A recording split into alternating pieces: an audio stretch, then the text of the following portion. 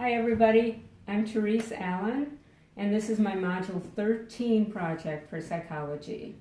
What I've done is I've created a little game. It's going to sound a little bit like a game that most of you probably already know. But before we do that, I'm going to have you meet the players, okay? I'm Marcus. I'll be your illustrious game show host. Hi, Therese. I'm Patty. I'm Patrick. And I'm Tammy.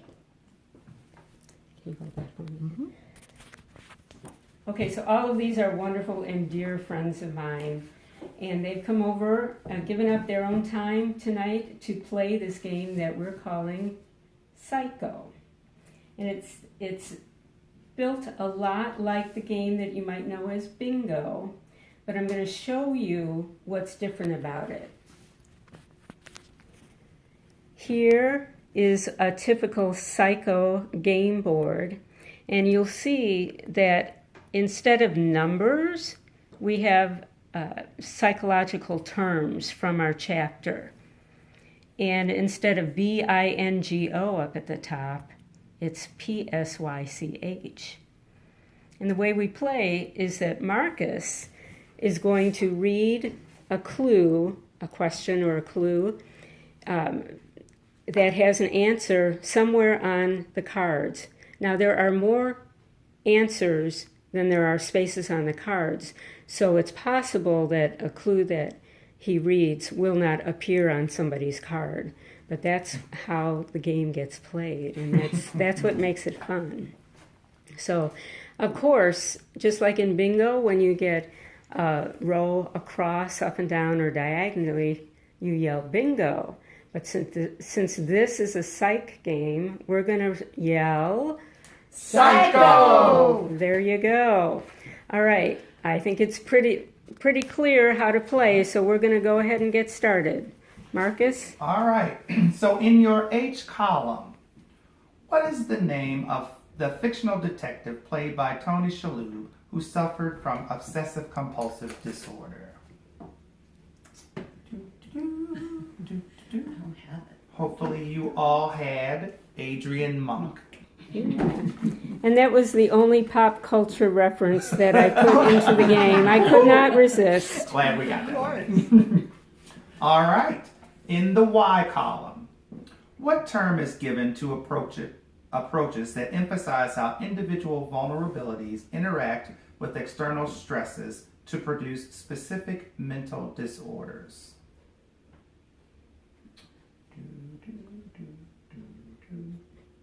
You should be looking for vulnerability stress model. Yay, okay. All right. Let's take a look here. Oh, in the Y column again. What is the fear and avoidance of specific places where escape of rescue might be difficult in the event of a panic attack or other incapacitating symptom? Hopefully you found agoraphobia. Oh, I did not. All right. Dig on in here. In the S column, what is a cultural linguistic term or way of generally talking about suffering without relating to a specific diagnosis? Cultural linguistic term. You would be looking for cultural idiom of distress. All right. We all sound smarter for playing this game, don't we? In the S column, what mood disorder has episodes of both depression and mania or excessive euphoria? That, hopefully you found, was bipolar disorder. All right. Well, that one actually. You know what? I would accept that because that's actually the answer to a different one, but it fits here too. All right. Yeah. There you go. In the P column, what is the eating disorder distinguished by circles of binge eating and vomiting to maintain weight?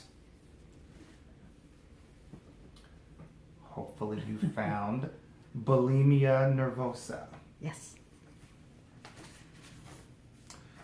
In the H column, by what name was dissociative identity disorder formerly known? Or, for popular cultural reference, Erica Slezak played her with the same disorder on One Life to Live. Oh. The answer would be multiple personality disorder. That was civil too, wasn't it? That's right, that was also civil. All right, in the P column, what is the body image disorder in which the sufferer feels too fat, even at the point of starving to death? I believe one of our most popular singers in cultural history also suffered from this particular disorder. Karen Carpenter. Karen Carpenter. Anorexia nervosa. Yeah, I'll just toss in those Yes, popular references. you go right I ahead. want a different game board. Doesn't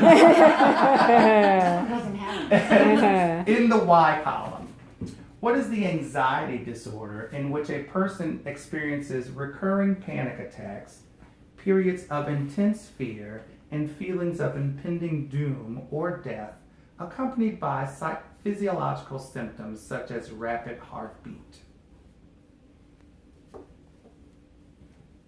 You'd be looking for panic disorder. All right, let's dig on in the bottom here. Oh, C. Something in the C column. What is a personality disorder characterized by a lifelong pattern of irresponsible, antisocial behavior, such as law breaking, violence, and other reckless acts? That one sort of has the clue in the answer. Yeah. And that would be antisocial personality disorder, or APD. All right. Get at the bottom here. Ooh, a Y column. What I sometimes feel like I suffer from this. What is the fear of being trapped in enclosed spaces? I believe you're looking for claustrophobia. I'm still not getting that. I'm gonna try to get you that space here. Yeah. All right. In the C column, what is one harmful but common way for sufferers of borderline disorder to reduce stress and find relief from social obligations? Try that again, because that can be kind of tricky. What is one harmful but common way for sufferers of borderline disorder to reduce stress and find relief from social obligations? You'll be looking for self-injury or self-harm, self-mutilation. Let's dig deeper. In the C column, what is the disorder in which a person who has experienced a traumatic event has symptoms such as nightmares, flashbacks, insomnia, intrusive memories, and increased physiological arousal? You'll be looking for PTSD or post-traumatic stress disorder. All right. In the Y column, what is the fear of heights?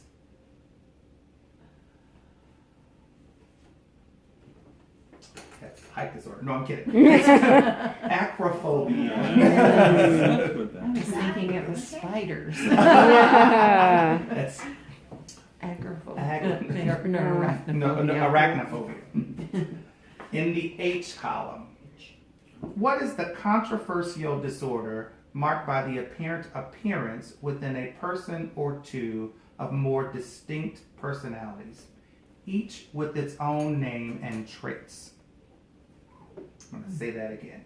What is the controversial disorder marked by the apparent appearance within a person of two or more distinct personalities, each with its own name and traits? You'll be looking for dissociative identity disorder, or DID.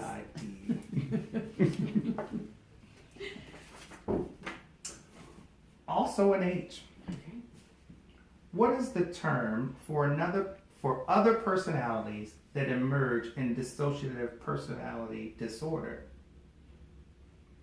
What is the term for other personalities that emerge in dissociative personality disorder? They are also known as alters. Just one more. Oh, Just need Patty's one getting more. close. You just need one more too. Yeah. All right. In the C column, what is the disorder characterized by extreme negative emotionality and inability to regulate emotions? I feel like I know people like this. Not me, of course. That would be borderline personality disorder. All right, let's see what's in here. In the P column, what is one well-known example of a projective test that is used in psychological testing? There's a little thing going around on Facebook right now, which is based on this whole thing. I think I just saw that on your Facebook page, Marcus. That's right. That's the Rorschach ink blot test. All right.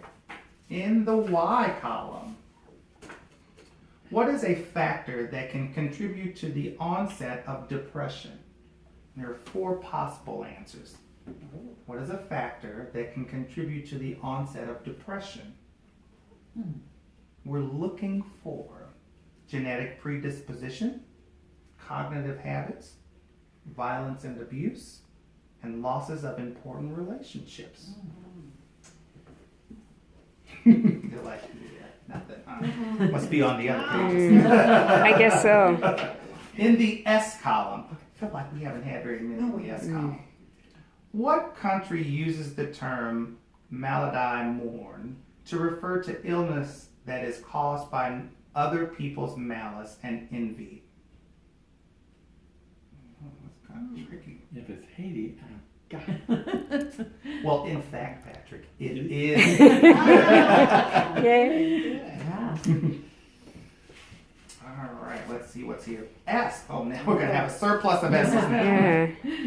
By what name did bipolar disorder used to be known? And we already, that's the we one. might have covered Yeah. that. Yeah. Manic. So that is manic depressive disorder. So now you can have either one of those covered. All right, in the Y column, what is a disorder marked by fear or anxiety and avoidance of social situations involving possible scrutiny and negative evaluation by others? Disorder marked by fear or anxiety and avoidance of social situations. Looking for social anxiety disorder or social phobia. All right. Looks like we're neck and neck In the here. C column, what is the disorder in which a person fears throwing something out in case it is needed later? I definitely know these people. Hoarding. That is hoarding disorder. All right, in the P column, what is one problem or challenge with the DSM and its attempt to classify disorders? There are 4 possible answers. So what is one problem or challenge with the DSM and its attempt to classify disorders? We'd be looking for the danger of overdiagnosis, the power of diagnostic labels, the illusion of objectivity, and the inaccurate diagnoses. All right, so any of those, we'll take them. All right, in S, what kind of disorders include conditions that cause persistent, sad, empty, or irritable moods, along with cognitive and physical changes that affect the ability to function in everyday life? If you selected depressive disorders, you'd be correct. All right, looks like we got a cycle going. Yeah. And we're at almost 15 minutes, so we're going to call the game there. Patrick, you are the Psycho King. And you get first choice of the prizes, which are in that bag down there. All right? So, Tammy, can you hold this for me again? So thanks for watching, everybody. I'm going to post the cards so that you can see that there is more of the chapter that was covered. But I hope you enjoyed our little trek into Psycho Land. Thank you.